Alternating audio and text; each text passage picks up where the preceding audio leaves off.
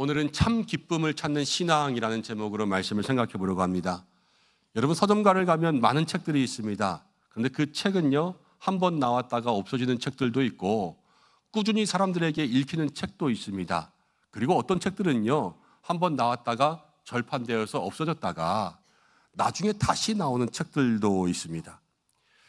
책 가운데서 예수는 믿는데 기쁨이 없어서라는 책이 있는데요, 이 책의 원래 제목은 내 영혼의 샴페인이라는 책이었습니다.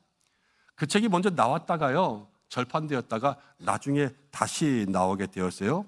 근데 왜 다시 나왔을까? 이 책의 내용이 그때에 써진 내용이지만 지금 다시 필요했기 때문에 그랬겠죠.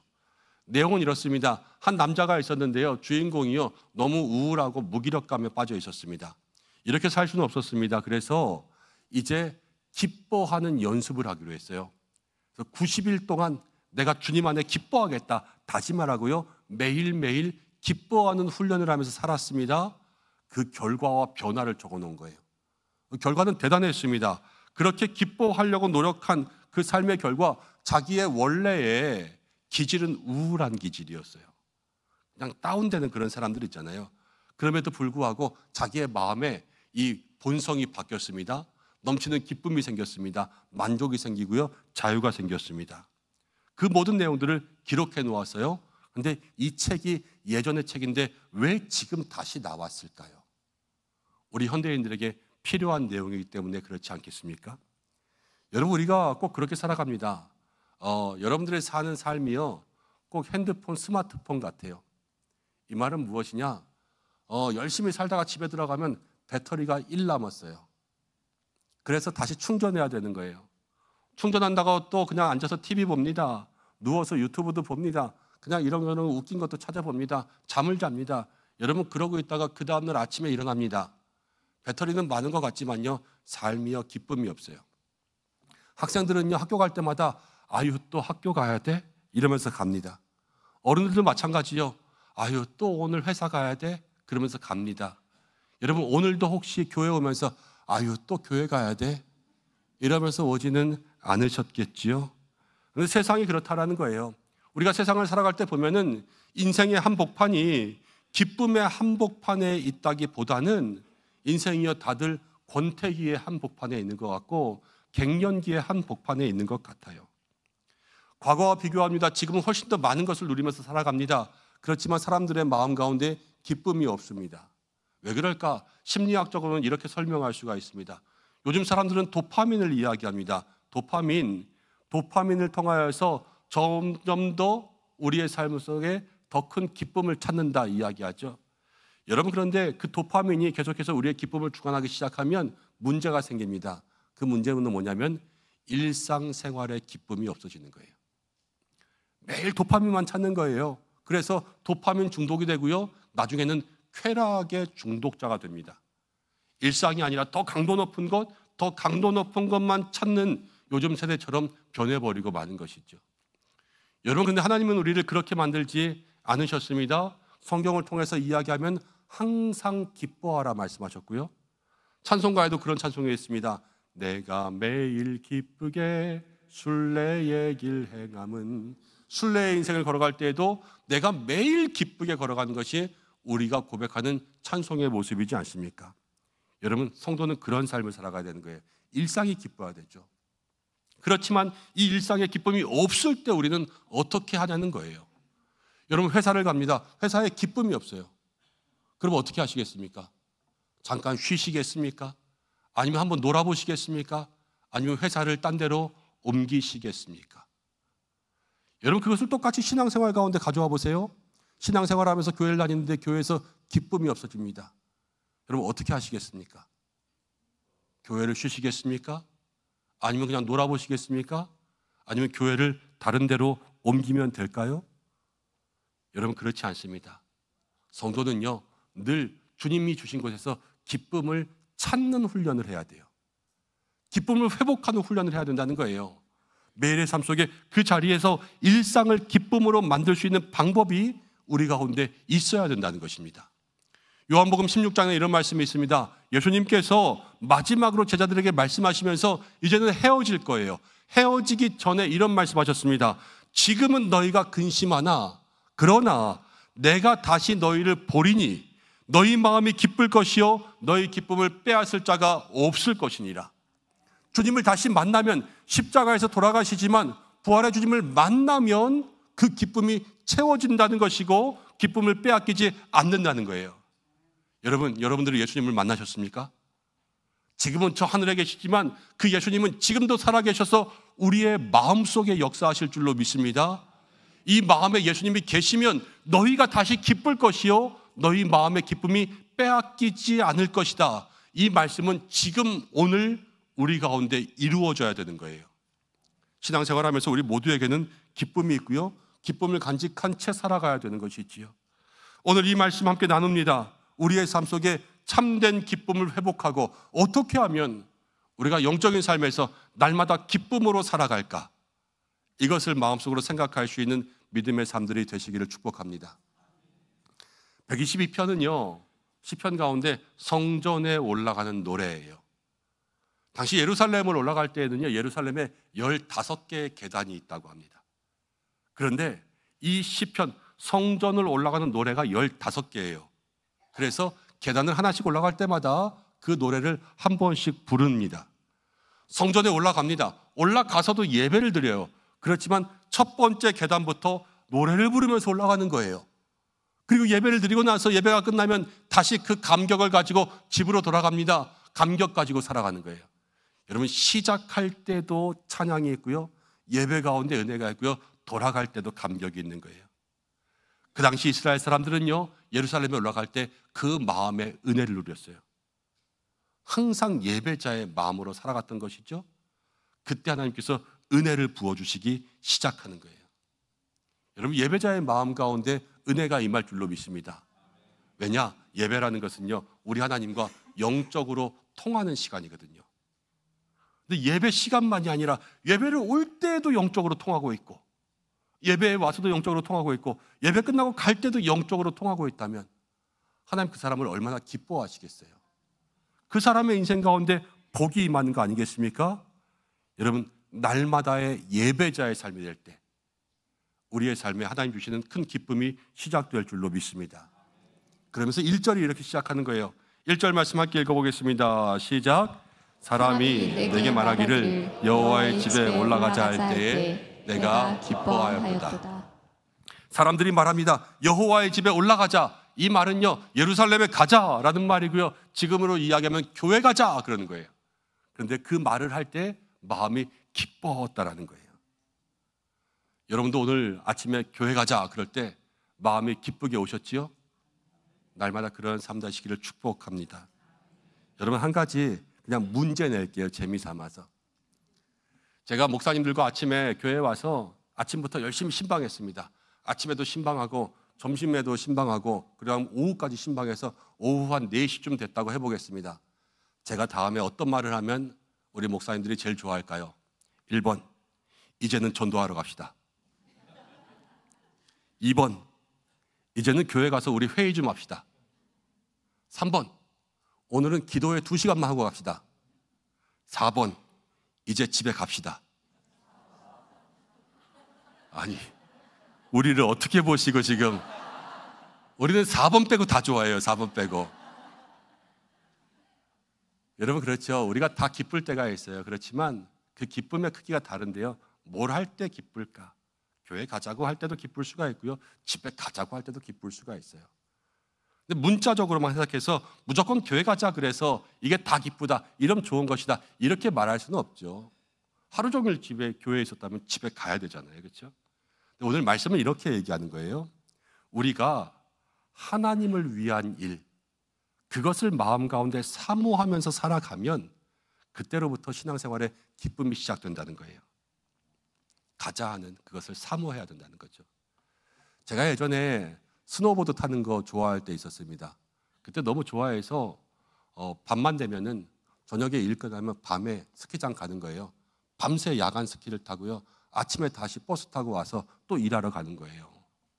얼마나 힘들었겠어요. 피곤하고. 근데 그걸 했다니까요. 왜? 좋아하니까요. 피곤하지 않은 거예요. 여러분 생각해 보세요. 당시 예루살렘이 있었습니다. 예루살렘 안에 살면 모르겠지만요, 예루살렘 밖에 살아요. 멀리 살아요. 흩어져 살아요. 이 사람이 예루살렘을 가야 됩니다. 여러분, 간다라는 것은 그냥 며칠 걸릴 수도 있고요, 몇 주가 걸릴 수도 있어요. 그럼 자기의 생계를 중단해야 돼요. 그리고 예루살렘을 갑니다. 음식 싸고 물 싸고, 그리고 짐승, 이제 재물을 한 마리 끌고 갑니다. 근데 끌고 가는 거 아니에요. 가다가 흠 생기면 안 되니까요, 이 짐승을 상점 모시듯 모시고 가야 돼요. 예루살렘 간다라는 거예요. 쉬운 거 아니에요. 번거로운 일, 힘든 것이었어요. 그렇지만 거기 가자고 하니까 마음이 벌써 기뻐지는 거예요. 왜? 그거 좋아하니까요. 그게 사모함이라는 거고요. 신앙생활은 사모함이 우리에게 힘이 되는 거예요. 시편 107편에 이런 말씀이 있습니다. 8절인데요. 여호와의 인자하심과 인생에게 행하신 기적으로 말미암아 그를 찬송할지로다. 그가 어떤 영혼? 사모하는 영혼에게 만족을 주시는 거예요. 사모하는 영혼에게 만족을 주시는 거죠.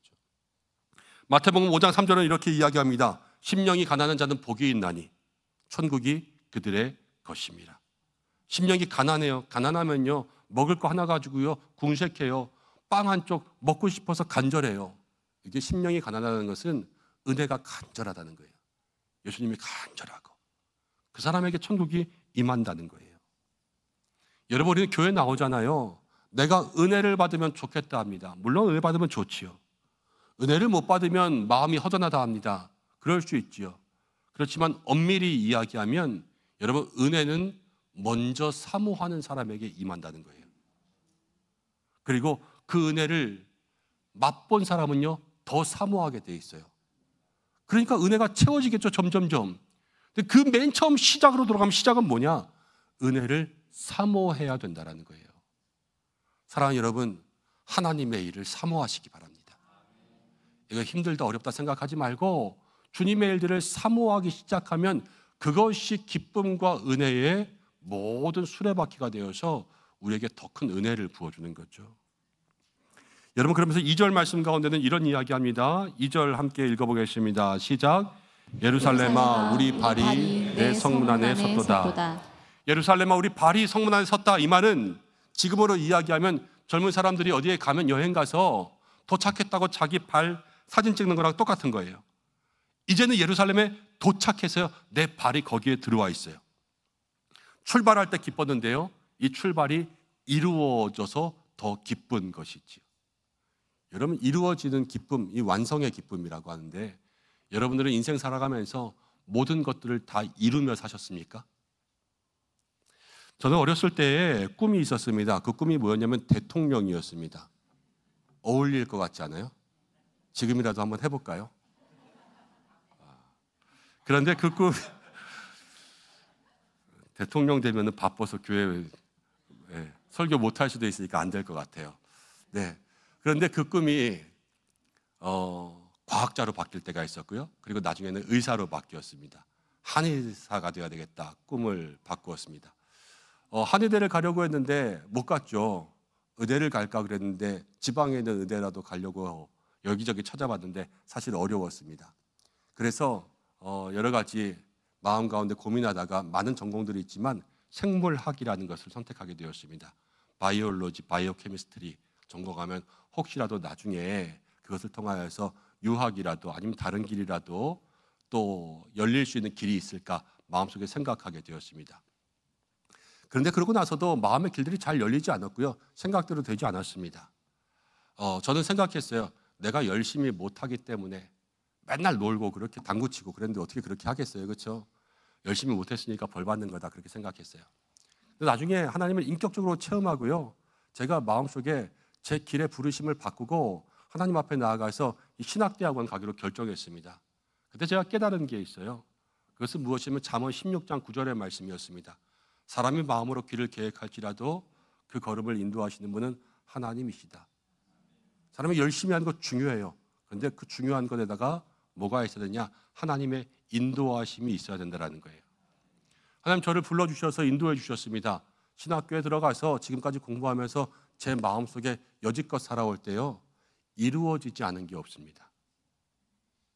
여러분, 모든 게 다 이루어졌어요. 제가 행복할까요? 아니면 불행할까요? 저 행복해요. 너무 행복해요. 목회의 모든 일들이 행복하고요. 매일매일 행복합니다. 근데 제 삶 가운데 달라진 게 두 개 있어요. 그것은 무엇이냐면 첫 번째는요. 예전에는 저의 꿈을 위해서 살았어요. 그렇지만 이제는요. 저의 꿈이 아니라 하나님의 꿈을 이루기 위해서 살게 되었어요. 하나님의 꿈이 되었습니다. 여러분, 다 이루어지는 거예요. 두 번째는 무엇이냐면요. 예전에는 제 꿈을 위해서 열심히 할 때는요. 그 열심이 충족되지 않았어요. 그렇지만 하나님의 꿈이 나의 꿈이 되니까 이전보다 더 열심히 하게 되더라고요. 하나님께서 그 열심에 기쁨들을 채워주셨어요. 제 삶 가운데 주신 기쁨이라는 거예요.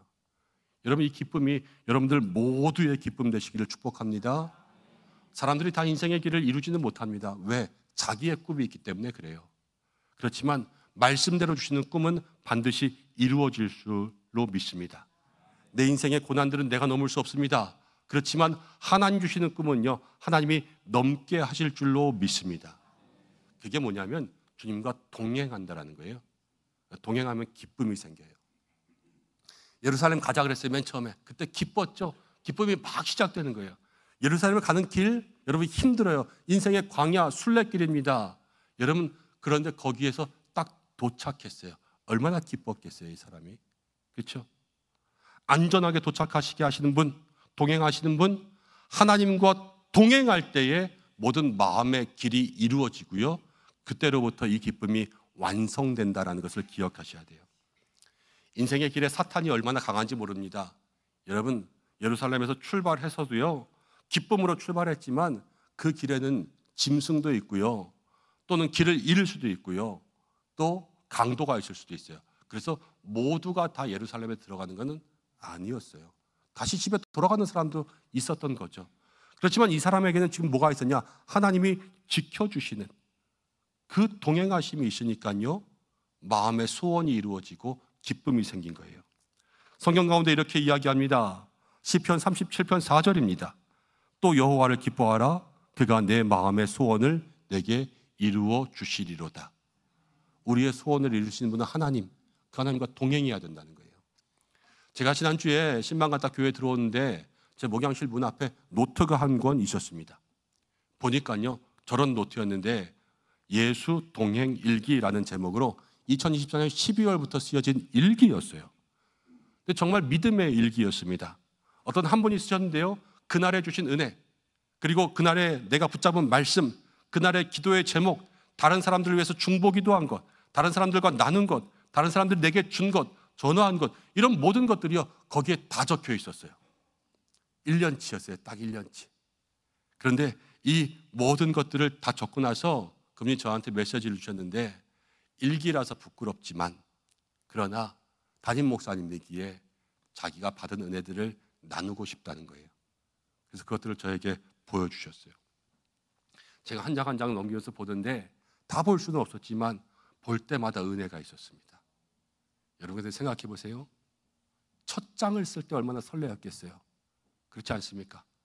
그런데 쓰고 마지막 장을 다 썼을 때 여러분, 그때 얼마나 행복했겠어요. 하루도 빠지지 않았더라고요. 날짜가 꼬박꼬박 주님과 동행했던 그 삶. 여러분, 시작할 때 설레임은 다 느낄 수 있어요. 여기 있는 모든 사람들이. 그렇지만 그것을 끝까지 완성하는 사람들은 많지 않아요. 그 말은 무엇이냐? 끝까지 주님과 동행하지 못한다라는 거예요. 그렇지만 끝까지 주님과 동행할 때 그 모든 기쁨이 완성되었을 때 여러분, 누구도 누리지 못한 기쁨을 누리게 되는 거 아니겠습니까? 여러분, 우리의 삶이 그러기를 소망합니다. 주님과 끝까지 동행하셔서 주님 주시는 기쁨이 내 마음 가운데 있고 그 기쁨이 내 삶에 채워지고, 그래서 날마다 신앙생활 속에서 넘치는 기쁨이 있는 우리 모두가 되기를 간절히 축복합니다. 3절을 보면 이런 말씀이 있어요. 예루살렘아, 너는 잘 짜여진 성읍같이 건설되었도다. 여러분, 제 생각엔 아무래도 이 사람이 예루살렘에 처음 와본 것 같아요. 와보니까 성읍이 너무 잘 짜여진 거예요. 근데 이스라엘 사람들에게는요, 예루살렘은 하나님이 만드신 도시였습니다. 하나님이 만드신 도시가 잘 짜여진 거예요. 여러분 그래요. 사람이 만들면 잘 만들 수 없습니다. 그렇지만 하나님이 만드시면 잘 만들게 될 줄로 믿습니다. 잘 만들어져야 기쁜 거예요. 가정도 그래요. 내가 대충 만들면요, 가정이요 때로는 지옥 같아요. 그렇지만 하나님이 가정을 만들면요, 가정이 기쁨이 채워지는 거예요. 여러분 일터도 그래요. 때로는 일터가 직장이요 지옥 같아요.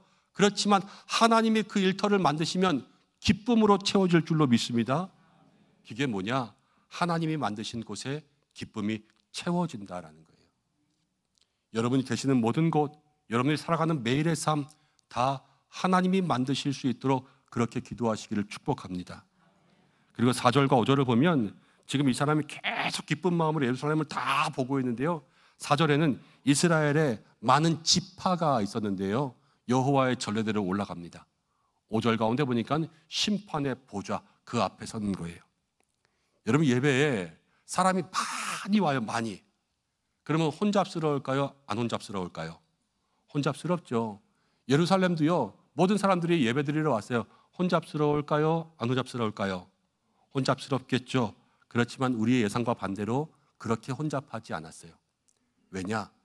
여호와의 지파들이요 전례대로, 성경대로 질서 있게 올라간 거예요. 그러니까 혼잡스럽지가 않은 거예요. 근데 모든 질서는 어디서부터 시작되냐? 심판의 보좌, 말씀으로부터 시작돼요. 여러분 이걸 기억하셔야 돼요. 우리의 인생이요 복잡하잖아요. 기쁨이 없어요. 매일 일주일에 살며 정말로 인생이 뒤죽박죽 꼬일 때가 있잖아요. 그럼 기쁨이 없다니까요. 그렇지만 우리의 삶이 정리되면요, 그때서부터 기쁨이 채워지는 거예요. 근데 그 정리는 누가 주시냐? 모든 질서의 하나님이 우리의 인생을 주관하실 때 여러분들의 인생 가운데 질서가 생길 줄로 믿습니다.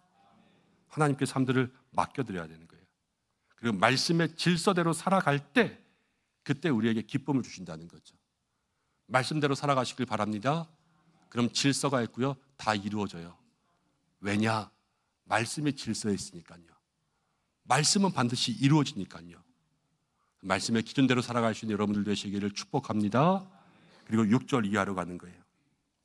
6절에 보면 예루살렘을 위하여 예루살렘의 평안을 구하라 그럽니다. 7절에는요, 내 성에는 평안이 있고 내 궁중에는 형통이 있을 것이다 이야기합니다. 예루살렘 성, 하나님 계시는 곳, 지금으로 이야기합니다. 교회가 평안해야지 여러분들이 평안한 거예요. 여러분들이 잘 돼야 교회가 잘 되는 거 아니고요, 교회가 먼저 잘 돼야 여러분들이 잘 돼요. 그래서 예루살렘을 위하여서, 교회를 위해서 기도하시라는 말이에요. 에스겔을 보면 이런 말씀이 있습니다. 이스라엘 백성들이 죄악 가운데 있었습니다. 그래서 모든 이스라엘 백성들을 그 속에 하나님께서 그 영광을 거두어 가세요. 그냥. 그래서 에스겔 10장에 그 영광이 떠나갑니다. 이스라엘 백성들이 고통 가운데 살아갑니다. 그런데 에스겔 47장을 보면요, 이 영광이 다시 돌아옵니다. 근데 돌아와서 어떻게 이야기하냐면 그 영광이 성전 가운데 와서 성전에서 물이 흘러가는 거예요. 계속해서 물이 흘러가는데 점점 멀리 흘러갈수록 물이 많아지고 넓어지고 깊어집니다. 근데 말씀 가운데요, 그 물이 닿는 곳마다 나무가 살아요. 그 물이 닿는 곳마다 물이 살고요, 바다가 살아요. 바다가 살아나니까 거기에 물고기가 살아나요. 물고기가 살아나니까 어부가 돈을 벌어요. 어부가 살아나는 거예요. 그 모든 시작에 여러분 회복이 어디냐? 교회가 평안해지고 영광이 흘러갈 때 성도도 살아난다는 거예요. 여러분, 하나님께서 여러분들에게 허락하신 우리 은성교회를 위해서 많이 기도하시길 바랍니다. 교회가 평안해야 성도의 삶이 살아난다. 그래서 우리가 교회를 위해서 기도해야 된다. 이것만큼은 꼭 기억하고 살아갈 수 있는 모든 믿음의 삶이 되시기를 바랍니다. 그리고 8절 9절은요 마지막에 이렇게 이야기해요. 내가 우리 하나님 집을 위하여서 너를 위하여서 복을 구하리로다. 이제는 기쁨이 맨 처음에 가자 그랬을 때 기쁨이 이만큼씩 생겨났다면 왔을 때 기쁨이 채워졌고요. 기쁨이 채워지니까 어떻게 하냐? 이제는 너희를 위해서 기도하는 기쁨을 나눠주는 거예요. 여러분 고인물은 썩죠? 내 기쁨 나 혼자 가지고 있으면 없어집니다. 그렇지만 그 기쁨을 나눠주면요 기쁨이 더 오래 가는 거예요.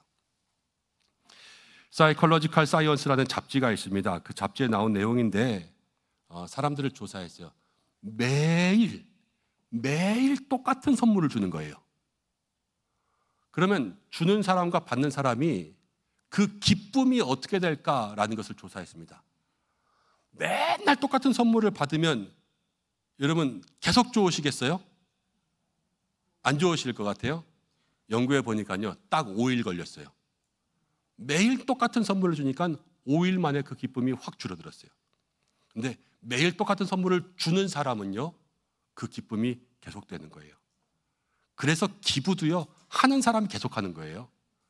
매년 기부해도 매년 기쁜 거죠. 하나님이 사람을 그렇게 만드셨어요. 주는 것이 받는 것보다 복이 있다. 우린 주면서 사는 거예요. 근데 매일 뭘 주시겠습니까? 매일 돈 주면 돈 다 없어지겠죠. 매일 과일 주면 그거 언제 사서 바치겠어요, 그렇죠? 그렇지만 우리에게 떨어지지 않고 매일 줄 수 있는 게 있어요. 기도, 사랑, 그렇지 않습니까? 이 모든 것들은 떨어지지 않고 매일 성도가 줄 수 있는 믿음의 모습들인 겁니다. 그리고 그것들을 줄 때 하나님은 그 사람에게 기쁨을 채워주실 줄로 믿습니다. 성도의 신앙생활의 기쁨은 날마다 더 커져야 되는 거예요. 함께 앞뒤 사람들과 이야기해 보겠습니다. 당신을 위해 기도하겠습니다. 그 고백 가운데 하나님께서 기쁨을 채워주실 줄로 믿습니다. 이제 말씀을 좀 정리하려고 합니다. 우리의 인생의 기쁨은 어디서 올까? 기쁨이 없을 때 어떻게 할까? 우리는 기쁨을 찾아야 됩니다. 그런데 우리의 기쁨은 돈에서 나오지 않습니다. 건강에서 나오지 않습니다. 여러분, 어디에 들어간다고 해서 나오지 않습니다. 우리의 삶 속에 모든 기쁨이라는 것은요, 하나님이 주셔야지만 없어지지 않습니다. 돈의 기쁨, 세상의 기쁨 다 그냥 쉬 사라지는 거예요. 여러분, 성도의 삶에 오늘 하나님 주시는 말씀은 이런 거예요. 하나님 주시는 기쁨을 채워라. 그리고 그 기쁨이 시작되게 하고요, 그 기쁨이 완성되게 하고요, 그 기쁨을 나누어 주면서 살라 말씀하시는 거죠. 기쁨이 어떻게 시작됩니까? 예루살렘 가자 할 때 기뻐했던 것처럼 하나님을 위한 일들을 여러분 마음속에 사모하실 때 신앙생활의 기쁨이 채워집니다. 하나님을 위한 일들을 주님과 동행하면서 하셔야 됩니다. 그래야지 그 기쁨이 완성됩니다. 그리고 기쁨의 마음들을 다른 사람들에게 나누어 주고요, 기도하며 중보할 때에 그 기쁨은 사라지지 않고 계속해서 나눠지는 기쁨이 될 줄로 믿습니다. 이제 다음 주일이면 추수감사주일입니다. 하나님 앞에서 여러분 기쁨을 찾아야지만 감사가 나오겠지요. 기쁜 게 없는데 어떻게 감사가 나오겠어요? 이 한 주간 그래서 더욱더 기쁨을 찾아야 될 줄로 믿습니다. 우리의 삶 속에서 오늘 말씀에 나온 모든 기쁨의 제목들을 찾으셔서 다음 주에는 더 큰 감사로 이 예배 가운데 나와 주님 앞에서 온전한 감사의 예물을, 온전한 감사의 제사를, 온전한 감사의 찬양을 드릴 수 있는 귀한 예배자들 되시기를 주님의 이름으로 간절히 축원합니다.